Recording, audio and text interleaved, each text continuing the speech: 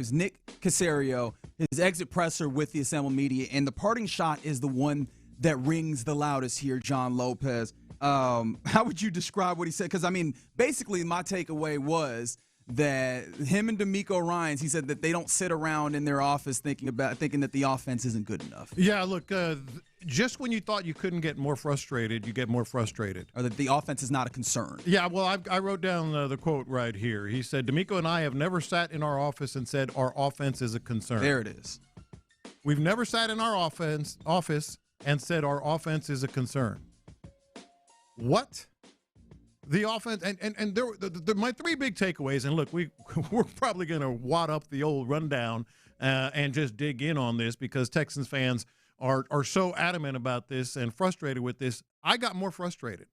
How can you say that? And the other thing that was really interesting, well, first, the newsy aspect of the media availability he had, Nick Caserio is coming back. Nick Caserio is going to return.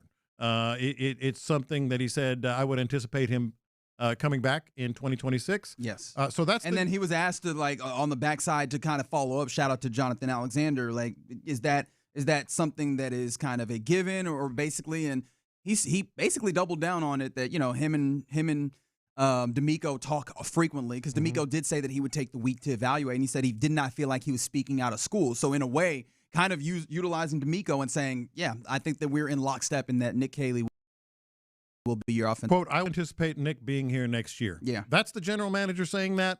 That's something that I think is going to be a big concern for a lot of people, a big frustration for a lot of people. But our offense is not a concern is nuts. And then the other thing, what is the biggest story of the 2026 Texans offseason by pretty much all accounts? It's C.J. Stroud, how he fits into this offense, his frustration, his deteriorating performance, etc. And he deflected, I think there were 4 different angles, maybe 5 different ways that the media in that availability tried to sort of approach the CJ discussion. And every time he went to, it's all of us, it's the team, we all need to get better, look at his body of work. All right, let's look at his body of work. Because he kept saying, well, you know, if we didn't, CJ won the game basically against Kansas City. Cool, and he did. His body of work goes back 3 years. How has that body of work tracked?